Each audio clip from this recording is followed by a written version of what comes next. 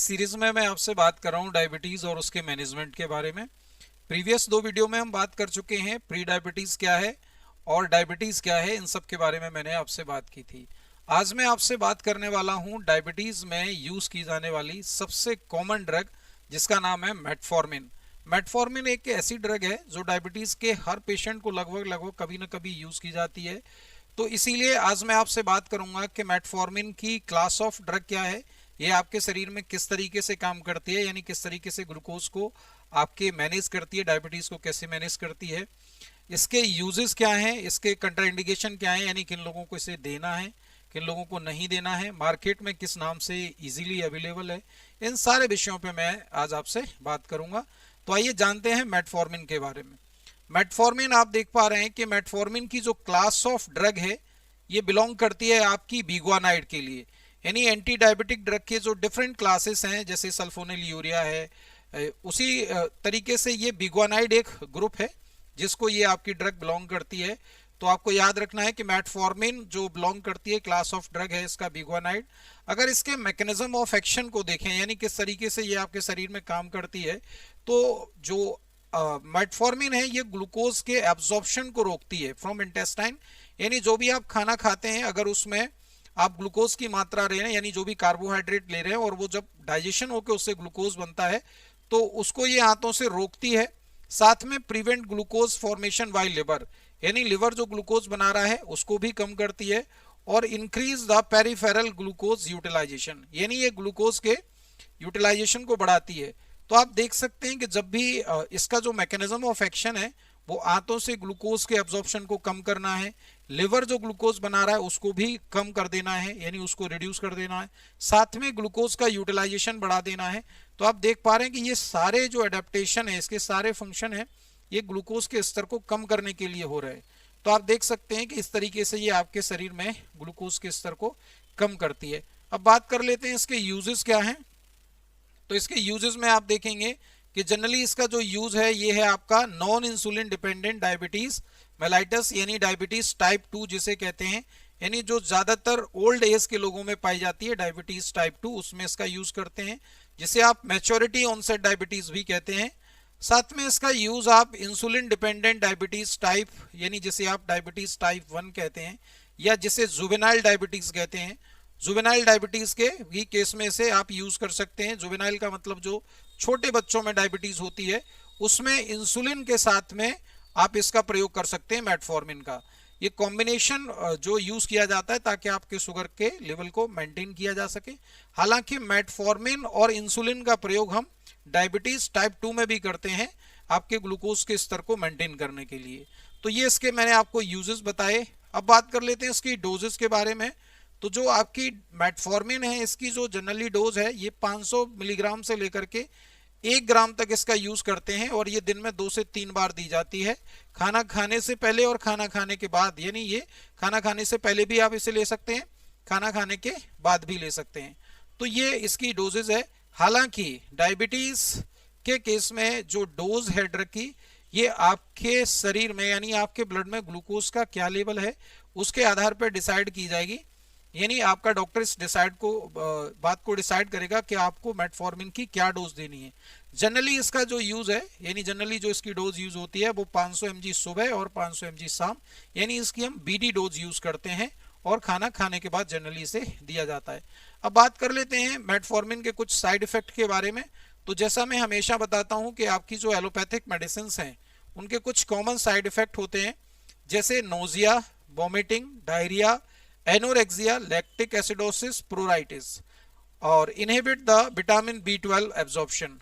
अब आपको देखना है कि जो आपकी ड्रग है मेटफॉर्मिन, इसके साइड इफेक्ट क्या है। तो नोजिया यानी जी मिचलाना, वॉमिटिंग, उल्टी होने का मन करना, है ना, उल्टी होने की जो दशा है वो आपकी वॉमिटिंग है, डायरिया हो सकता है, एनोरेक्सिया हो सकता है। तो आपको ध्यान देना है कि जब भी कोई पेशेंट आपके पास आता है, डायबिटीज का पेशेंट है, और वो आपकी मेटफॉर्मिन ले रहा है, यानी मेटफॉर्मिन ड्रग आप उसे चला रहे हैं, और आकर के वो शिकायत करता है कि डॉक्टर साहब मेरा जी मिचलाता है, या मुझे कभी कभी उल्टी करने का मन करता है, या उसको भूख कम हो गई है, यानी एनोरेक्सिया हो गया है, या कभी उसे दस्त लग जाते हैं, तो आप देख सकते हैं ये सारे साइड इफेक्ट हैं। तो इस बात को आप देख सकते हैं कि ये मेटफॉर्मिन की वजह से हो रहा है। अब यहाँ पे ध्यान देने की बात एक और है जो कॉमनली देखी जाती है कि जो भी डायबिटीज का पेशेंट है वो आपसे एक शिकायत करेगा कि डॉक्टर साहब शरीर में खुजली बहुत रहती है। तो आप देख सकते हैं खुजली यानी प्रोराइटिस जो होती है वो आपकी मेटफॉर्मिन का साइड इफेक्ट है। तो जो भी व्यक्ति मेटफॉर्मिन ले रहा है उसमें ये कंप्लेन आपको देखने को मिल सकती है। साथ में एक और इम्पॉर्टेंट पॉइंट यहाँ पे देखना है आपको कि जो भी डायबिटीज का पेशेंट है और अगर मेटफॉर्मिन ले रहा है तो आप देख सकते हैं कि मेटफॉर्मिन आपकी बॉडी में जो आपका विटामिन B12 है उसके एब्जॉर्प्शन को ये इनहिबिट करती है। तो अगर विटामिन B12 के एब्जॉर्प्शन को ये ड्रग इनहिबिट करेगी तो आपको सप्लीमेंट्री विटामिन B12 देना है, यानी मेटफॉर्मिन के साथ में विटामिन B12 की टैबलेट आपको देनी है, क्योंकि आप जानते हैं कि विटामिन B12 आपकी बॉडी के लिए बहुत एसेंशियल है। तो हम कई बार देखते हैं कि डायबिटिक जो न्यूरोपैथी है वो डेवलप हो जाती है, तो इसीलिए डायबिटिक न्यूरोपैथी को प्रिवेंट करने के लिए या विटामिन B12 के अन्य जो काम है आपका ब्लड फॉर्मेशन वगैरह उसको कंप्लीट करने के लिए आपको विटामिन B12 सप्लीमेंट्री बतौर देनी है, यानी जब मेटफॉर्मिन देंगे तो इसको भी बीच बीच में आपको विटामिन B12 की टैबलेट पेशेंट को देनी है। अब देखते हैं इसके कुछ कंट्राइंडिकेशन क्या है या प्रिकॉशन आप कह सकते हैं कि किन लोगों में यूज करना है किन में नहीं यूज करना है। तो आप देख रहे हैं कि जनरली जो डायबिटिक कोमा का पेशेंट है या प्रेगनेंसी लैक्टेशन के दौरान, यानी अगर कोई माँ बच्चे को फीड करा रही है उस दौरान, किडनी का पेशेंट है या मायोकार्डियल इन्फ्रेक्शन यानी हार्ट का पेशेंट है, थायराइड का कोई प्रॉब्लम है, तो उस केस में जनरली इस ड्रग को हम अवॉइड करते हैं या प्रिकॉशन के साथ में से यूज करते हैं। अब मैंने यहाँ पे आपको दो नोट दिखाए हैं, इस नोट में आप देख सकते हैं कि use the drug with caution in patient of heart liver and kidney, यानी जो हार्ट लिवर और किडनी के पेशेंट हैं उसमें इस ड्रग का यूज आपको प्रिकॉशन के साथ में करना है, और अगर हो सके तो अवॉइड करना है। किसी दूसरी ड्रग का आप स्विच कर सकते हैं, दूसरी ड्रग के बारे में सोच सकते हैं।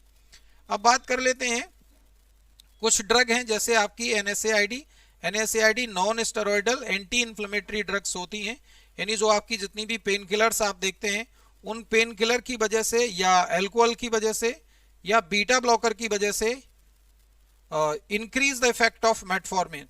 तो जो आपका मेटफॉर्मिन है उसका इफेक्ट कई बार जो है इंक्रीज हो जाता है, तो उसकी वजह से आपको ये चीज ध्यान में रखनी है कि जो ड्रग्स आपकी जैसे मेटफॉर्मिन मैंने आपको बताया कि NSAID है, आपका अल्कोहल है, बीटा ब्लॉकर से increase the effect of metformin, ये मेटफॉर्मिन के इफेक्ट को इंक्रीज कर देती हैं। इसी तरीके से कॉर्टिकोस्टेरॉइड है, डायूरेटिक्स है, ईस्ट्रोजन है, ये मेटफॉर्मिन के इफेक्ट को डिक्रीज कर देती हैं। तो आपको ध्यान देने की जरूरत यह है कि जब भी कोई व्यक्ति आपके पास आए, डायबिटीज का पेशेंट आए, अगर वो हिस्ट्री आपको लेनी है और हिस्ट्री में ये पूछना है कि आप कोई दर्द की दवा तो नहीं लेते हैं, आप अल्कोहल कंज्यूम तो नहीं करते हैं, या आप हार्ट के लिए यानी बीपी कंट्रोल करने के लिए कोई दवा तो नहीं लेते हैं, तो ऐसे पेशेंट में आपको मेटफॉर्मिन की डोज को प्रिकॉशियसली डिसाइड करना है, क्योंकि ये जो ड्रग्स हैं ये क्या कर रही हैं, ये मेटफॉर्मिन के इफेक्ट को इंक्रीज कर रही हैं। तो इस वजह से इस पेशेंट में आपको क्या हो सकता है, इस पेशेंट के अंदर हाइपोग्लाइसीमिया हो सकता है, यानी शुगर का स्तर नीचे जा सकता है। तो इसीलिए बड़े ध्यान से इसमें यूज करें। दूसरा जो मैंने नोट आपको बताया है उसमें आपको देखना है कि कॉर्टिकोस्टेरॉइड है, यानी कोई स्टेरॉइड दवा ले रहे हैं वो, जैसे अस्थमा वगैरह के पेशेंट में हम देखते हैं, या आप डायूरेटिक्स ले रहे हैं, या आप ईस्ट्रोजन यानी खासकर फीमेल्स में जो कंट्रासेप्टिव पिल्स होती हैं, जो गर्भ निरोधक टैबलेट्स होती हैं, वो अगर ले रहे हैं, तो ये ईस्ट्रोजन यानी ये मेटफॉर्मिन के इफेक्ट को डिक्रीज करती हैं।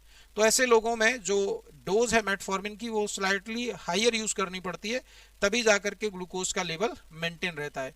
तो ये कुछ बेसिक चीजें हैं जो आपको ध्यान रखनी है। अब मैं आपको बताना चाहूंगा कि मार्केट में जो आपका मेटफॉर्मिन है ये किस नाम से इजीली अवेलेबल है। तो यहाँ मैंने आपको दिखाया है, ये मार्केट में आपका रियोमेट के नाम से, हालांकि और भी ब्रांड है लेकिन ये मैंने यहाँ पे शो किया है, हालांकि इसका किसी कंपनी के ब्रांड या जो का प्रमोशन से लेना देना नहीं है। ये रियोमेट ओडी के नाम से अवेलेबल है मार्केट में 500 mg। आप देख रहे हैं इसके अंदर जो ड्रग है that is the metformin hydrochloride. तो मेटफॉर्मिन हाइड्रोक्लोराइड आपकी मेडिसिन है जो रियोमेट के नाम से इजीली अवेलेबल है आपके एरिया में, आपके मेडिकल स्टोर पर किसी दूसरे ब्रांड से भी मिल सकती है। तो मेटफॉर्मिन की एक कंप्लीट जानकारी आपको मैंने दी, होपफुली ये आपके लिए जो है यूजफुल रहेगी। Thank you all of you.